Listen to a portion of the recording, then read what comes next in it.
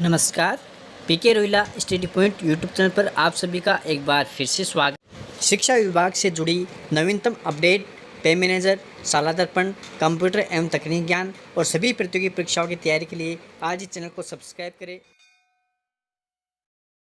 जो नई प्रक्रिया शुरू की गई है उससे रिलेटेड हम इस वीडियो के माध्यम से आपसे बात करेंगे। वीडियो का टॉपिक हमने दिया है SNA all new process. SNA पर बिल बनाने की नई प्रक्रिया, create user checker, vendor beneficiary payment, login से लेकर के सॉफ्ट कॉपी जनरेशन तक कंप्लीट प्रोसेस यानी रिपोर्ट तक कंप्लीट प्रोसेस हम इस वीडियो के माध्यम से आपसे नई प्रक्रिया में शेयर करने वाले हैं। आपसे रिक्वेस्ट है चैनल को जरूर सब्सक्राइब करें, बेल आइकन को प्रेस करें ताकि नोटिफिकेशन आपको समय पर उपलब्ध हो सके और वीडियो को जरूर लाइक करें, अपने सभी साथियों के साथ इसको जरूर शेयर करें। सबसे पहले लॉगिन से मेनू तक की बात करते हैं। यहाँ पर आपको किसी भी ब्राउज़र में जिसमें आप काम करते हैं योजना संचालन को आप सर्च कर लें या एसएनए को सर्च करें।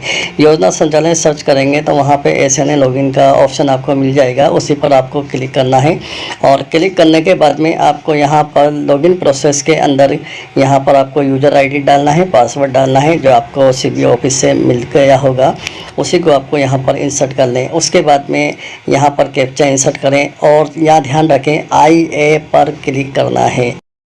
उसके बाद लॉगिन ऑप्शन पर क्लिक करके हमें लॉगिन हो जाना है। यहाँ वेरिफिकेशन के लिए डीडीओ के मोबाइल नंबर पे OTP जाता है तो सेंड OTP पर क्लिक करें और जो OTP प्राप्त आए उसको आपको वेरीफाई कर दें। वेरीफाई हो जाने के बाद में ये योजना संचालन का पोर्टल आपके सामने ओपन होगा। यहाँ पर सबसे पहला काम आपको सेलेक्ट एजेंसी करना है, यही ऑप्शन आपके पास सबसे पहले उपलब्ध होगा। इसी पे आपको सेलेक्ट एजेंसी पर आप क्लिक करेंगे तो यहाँ पर आपसे संबंधित विद्यालय का या कार्यालय का नाम यहाँ पर आपको शो होगा, उस पर आपको क्लिक कर लेना है। यहाँ आपको आपके एजेंसी की डिटेल्स यहाँ पर शो होगी, एजेंसी कोड, एजेंसी नाम और उसके बाद में यहाँ पर अकाउंट नंबर, उसके बाद में IFSC कोड, उसके बाद में यहाँ पर लिमिट है आपकी और उसके बाद में एक्शन का ऑप्शन है। यहाँ पर आपको हिस्ट्री आप देख सकते हैं, आपके पास टोटल अलॉटमेंट होगा, उसके बाद जितना भी आपने खर्च किया है वो होगा। उसके बाद में आपकी यहाँ पर डेट आपको मिल जाएगी कहाँ से कहाँ तक की आपकी लिमिटेड जारी की गई है। इसको आप क्लोज करें और यहाँ पर आप नीचे की तरफ देखें मेन्यू का ऑप्शन आपको मिलेगा। इस मेन्यू के ऑप्शन पे क्लिक करने के बाद में हम होम पेज पर पहुँचते हैं। ये होम पेज है, जैसे कि पे मैनेजर हमारा दिखता है ऐसा ही यहाँ पर हमें ये दिखाई देगा। यहाँ पर हमें सारा काम जो करना है आधार बिल में करना है। आधार बिल के ऑप्शन पे आप क्लिक करेंगे तो यहाँ पर आपको 3 ऑप्शन नज़र आएंगे। पहला ऑप्शन आपका वेंडर बिल का होगा, इसी को आपको काम में लेना है, वेंडर बिल को। और वेंडर बिल के ऑप्शन पे जब आप क्लिक करेंगे तो यहाँ भी आपके सामने 3 ऑप्शन ओपन होंगे। सबसे पहले यहाँ पर ऐड वेंडर ग्रुप है। जिस तरीके से हम पे मैनेजर पर हेड वाइज ग्रुप बनाते हैं, सैलरी ग्रुप, उसी तरीके से यहाँ पर वेंडर के ग्रुप हम बना सकते हैं। और दूसरा ऑप्शन वेंडर मास्टर का होता है। जिस तरीके से पे मैनेजर पर मास्टर डिटेल एम्प्लॉय की हम बनाते हैं, उसी तरीके से यहाँ पर वेंडर की मास्टर डिटेल जनरेट करते हैं। और तीसरा ऑप्शन वेंडर प्रोसेस का है। ये यहाँ से हमें बिल को प्रोसेस करना है, जो वेंडर हमने बनाया है और जिसको हमें भुगतान करना है, पेमेंट करना है, उसकी प्रोसेस यहाँ से वेंडर प्रोसेस के माध्यम से पेमेंट प्रोसेस होती है। अब पेमेंट प्रोसेस में सबसे पहला काम होता है वेंडर ग्रुप बनाने का। तो वेंडर ग्रुप पर हम क्लिक करते हैं तो यहाँ पर आपको ऊपर, जैसे मैंने ये ग्रुप बना रखे हैं 3, इसी तरीके से आप ग्रुप बना सकते हैं। यहाँ ऊपर ग्रुप का नाम हम सेलेक्ट कर सकते हैं, अपनी सुविधा के अनुसार कोई भी नाम हम दे लें। उसके बाद दूसरा ऑप्शन सेलेक्ट पेमेंट टाइप। यहाँ पर सिर्फ 2 ही ऑप्शन हमें मिलते हैं, एक वेंडर का है और एक बेनिफिशियरी का है। बेनिफिशियरी के अंदर आप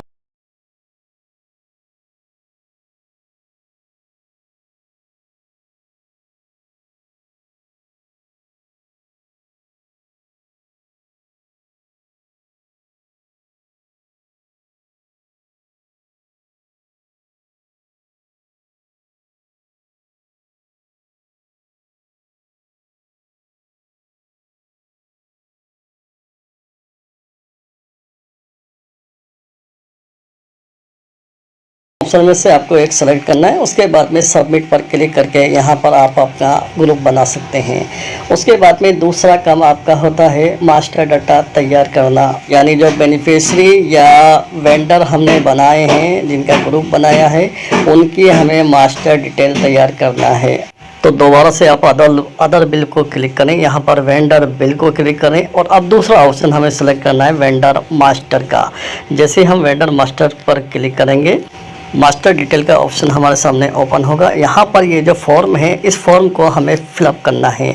सब चाहे बेनिफिशियरी का हम बनाएं, चाहे वेंडर को हम बनाएं, तो दोनों की यहाँ पर पूरी डिटेल्स हमें फिलअप करनी होगी। वेंडर के लिए जीएसटी नंबर ज़रूर इंसर्ट करें और बेनिफिशियरी के लिए ये कोई आवश्यक नहीं है। इनकी मास्टर डिटेल हमने पहले से तैयार कर रखी है, उनको हम यहाँ से भी सर्च कर सकते हैं। बिल के माध्यम से, नाम के माध्यम से, बैंक अकाउंट नंबर के माध्यम से या ग्रुप के माध्यम से हम इसको सेलेक्ट कर सकते हैं। ये जो फॉर्म फिलअप करना है, यहाँ पर बेनिफिशियरी का नाम और अगर वेंडर है, व्यापारी है, तो बिल की फर्म का नाम हमें लिखना है।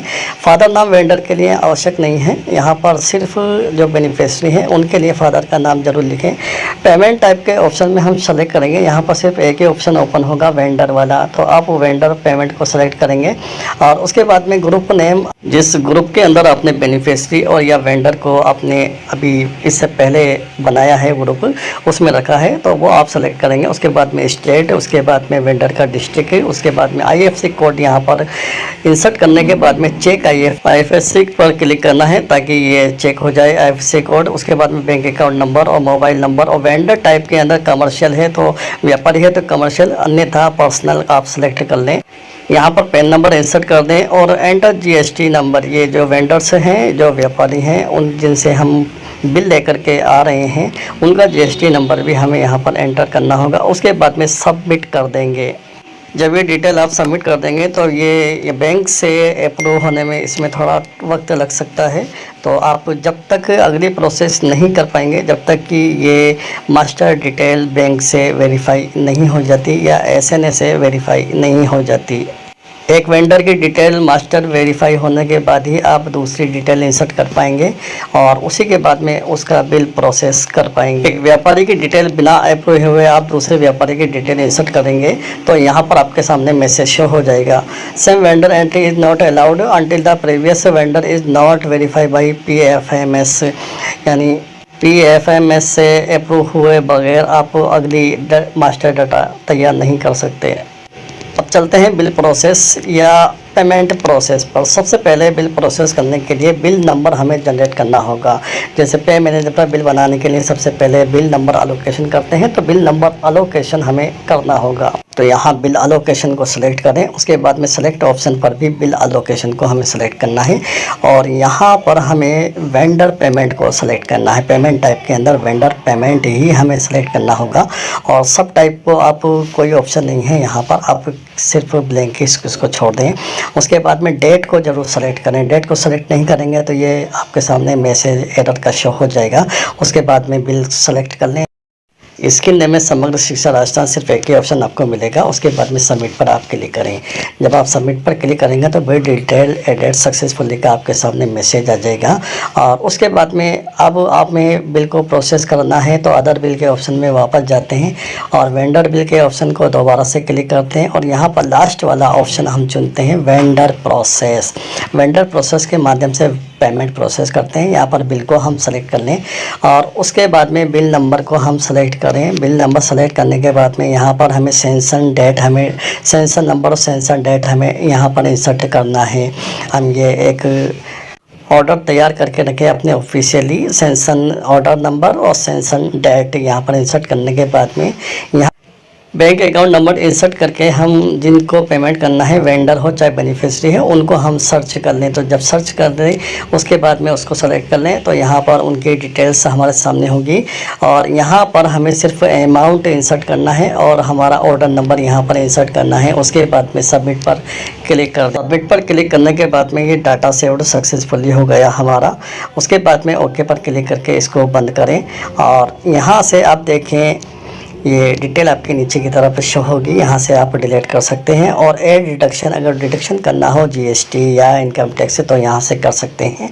यहाँ पे एड न्यू का ऑप्शन भी होता है। एड न्यू के ऑप्शन से नए बेनिफिशियरी या वेंडर को हम ऐड कर सकते हैं बिल के अंदर। और अगला ऑप्शन है ऐड कंपोनेंट।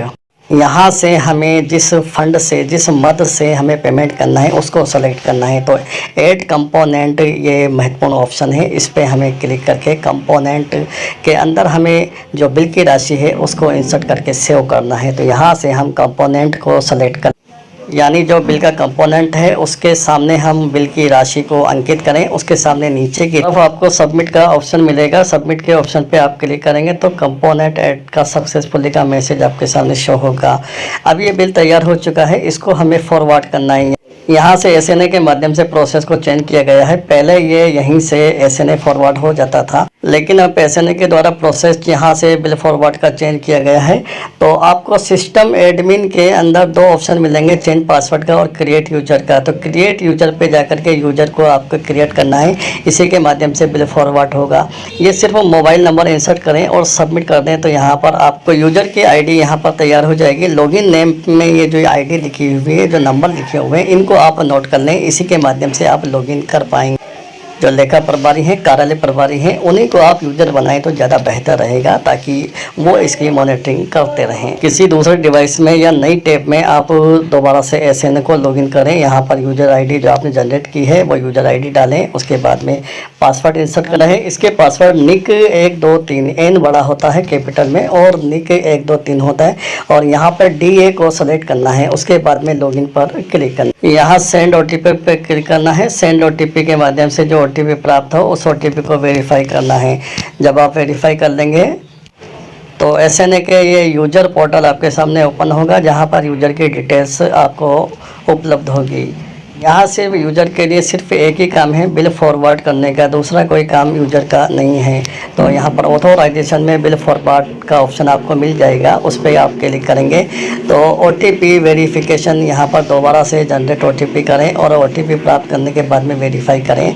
अब आपको यहाँ पर बिल नंबर और बिल टाइप और बिल नेम और बिल की अमाउंट, ये पूरी डिटेल्स आपके सामने यहाँ पर मौजूद है। उसके बाद में यहाँ पर कंपोनेंट का भी ऑप्शन है और वैलिडेट पेमेंट का ऑप्शन है। इसके माध्यम से आपको बिल को फॉरवर्ड करना है। तो वैलिडेट पेमेंट पर आपको क्लिक करके बिल को फॉरवर्ड कर देना है। जब आप इस पर क्लिक करेंगे तो आपके सामने यहाँ पर बिल फॉरवर्ड सक्सेसफुली का मैसेज प्राप्त हो जाएगा। अब ये ऑप्शन आपके सामने खाली हो चुका है एसएनए बिल फॉरवर्ड का। यहाँ पर फाइल नॉट फाउंड, जब अगला बिल आएगा तो यहाँ पर आपको दोबारा से बिल शो हो जाएगा। यहाँ यूजर का काम खत्म हो जाता है। उसके बाद दोबारा से आप उसी टैब पर पहुँच जाएं, एसएनए विद्यालय लॉगिन वाली टैब पर, और यहाँ हमें सबसे पहला काम करना है SNA soft copy generate. Digital के ऑप्शन पे आप क्लिक करेंगे तो एसएनए सॉफ्ट कॉपी जनरेशन का आपको ऑप्शन मिलेगा और इसी पे आपको क्लिक करना है। एसएनए सॉफ्ट कॉपी के जनरेशन का ये ऑप्शन उपलब्ध है। यहाँ पर डेट आप और मंथ, उसके बाद में पे ईयर, उसके बाद में पेमेंट टाइप आप सेलेक्ट कर लें। उसके बाद में यहाँ पर आपकी स्कीम को सेलेक्ट कर लें। उसके बाद में शो फाइल पर आपको क्लिक करना है।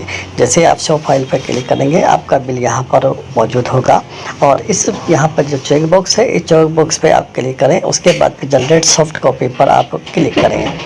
ये एक तरह से जिस तरीके से ECS बिलों को करते हैं, वही ये सिस्टम के माध्यम से ECS डन का ऑप्शन आपके सामने उपलब्ध है। तो ECS डन सक्सेसफुली आपका हो जाएगा। जब आप जनरेट सॉफ्ट कॉपी पर क्लिक करेंगे तो ये SP नंबर भी यहाँ पर जारी हो जाते हैं। ओके पर क्लिक करके इसको बंद कर दें। एसएनए सॉफ्ट कॉपी जनरेट करने के बाद में आप रिपोर्ट के ऑप्शन पर क्लिक करें और यहाँ पर वेंडर बिल पर क्लिक करें। वेंडर बिल पर जब आप क्लिक करेंगे तो यहाँ पर फिर ऑप्शन आपको मिलेगा वेंडर बिल रिपोर्ट का। वेंडर बिल रिपोर्ट पर क्लिक करके आप बिल की रिपोर्ट्स डाउनलोड ज़रूर करें और डाउनलोड करने के बाद में इसकी प्रिंट भी आप ले लें और अपनी एक फ़ाइल बना करके उसमें बिलों के साथ में इसको अटैच करके रखें।